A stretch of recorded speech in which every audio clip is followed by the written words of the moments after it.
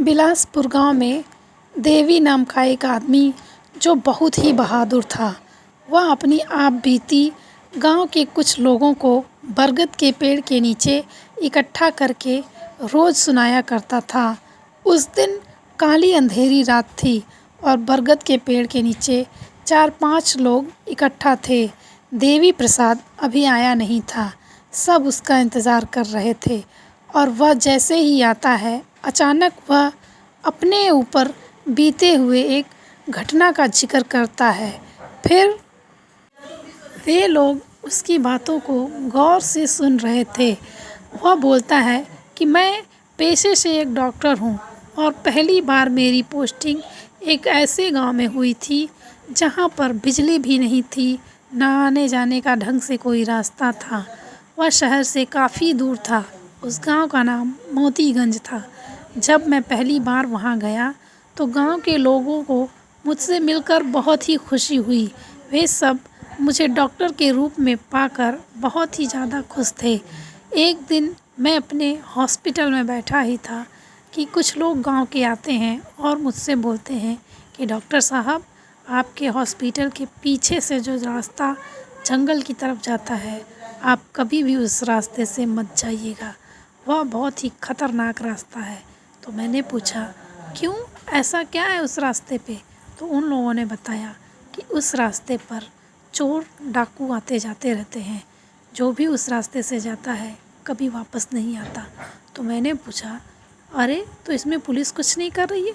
तो वे बोलते हैं, जब वे लोग पुलिस के हाथ आएंगे तब ना। तो इस बात पर मैं भी एकदम हैरान हो जाता हूँ। उस दिन से मैं शाम होते ही अपना काम ख़त्म करके घर को लौट जाता था। कभी भी रात में वहाँ रुकता नहीं था। उस दिन काम ज़्यादा था और मैं काम करते हुए एकदम थक गया था, इसलिए मैं हॉस्पिटल में ही सो गया। आधी रात का वक्त था, एकदम काली अंधेरी रात थी। अचानक से कोई मेरे दरवाजे पर खटखटाने लगता है और उसकी खटखट की आवाज़ सुनकर मेरी गहरी नींद टूट जाती है। और गहरी नींद टूटने पर कितनी गुस्सा आती है ये तो सबको पता है। मैं आता हूँ बाहर, मैं उससे चिल्लाकर पूछता हूँ, अरे भाई क्या है, आधी रात का वक्त है, इस वक्त तुम्हें क्या ज़रूरत पड़ गई? तो वह बोलता है, डॉक्टर साहब, मेरी माँ की तबीयत बहुत ख़राब है, मैं आपको लेने आया हूँ। आप कुछ देर के लिए मेरी माँ के पास चलिए, वे बहुत बीमार हैं, वे खटिया से उठ नहीं पा रही हैं, आप मेरे साथ चलिए। डॉक्टर उसकी बात सुनकर उसके साथ चल देता है और वे दोनों जंगल के रास्ते से जाने लगे। चलते चलते डॉक्टर को गांव के लोगों की बात याद आ जाती है। अचानक से डॉक्टर का दिल घबराने लगता है और तभी अचानक डॉक्टर को पीछे से किसी की आहट की आवाज़ आती है। उसे लगता है कि कोई उसका पीछा कर रहा था। तो वह बोलता है, अरे जल्दी जल्दी चलो, लगता है हमारे पीछे कोई आ रहा है। तो वे दोनों जल्दी जल्दी चलने लगते हैं। तभी अचानक से आवाज़ आती है, रुक जाओ वरना हम लोग जान से मार देंगे। वे दोनों रुक जाते हैं और पीछे मुड़कर देखते हैं तो 2 लोग चाकू लेकर खड़े थे।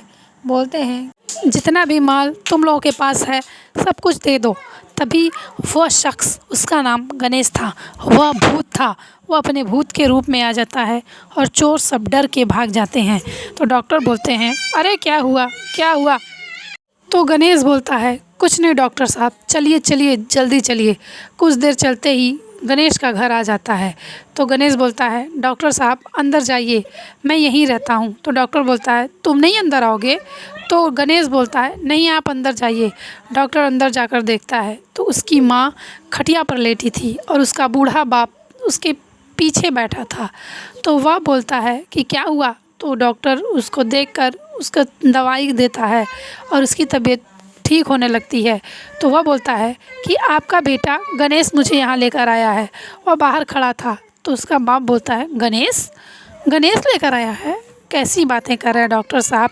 हमारा बेटा गणेश, वो तो 2 साल पहले ही कार एक्सीडेंट में मारा गया था, आप कैसे बोल रहे हैं?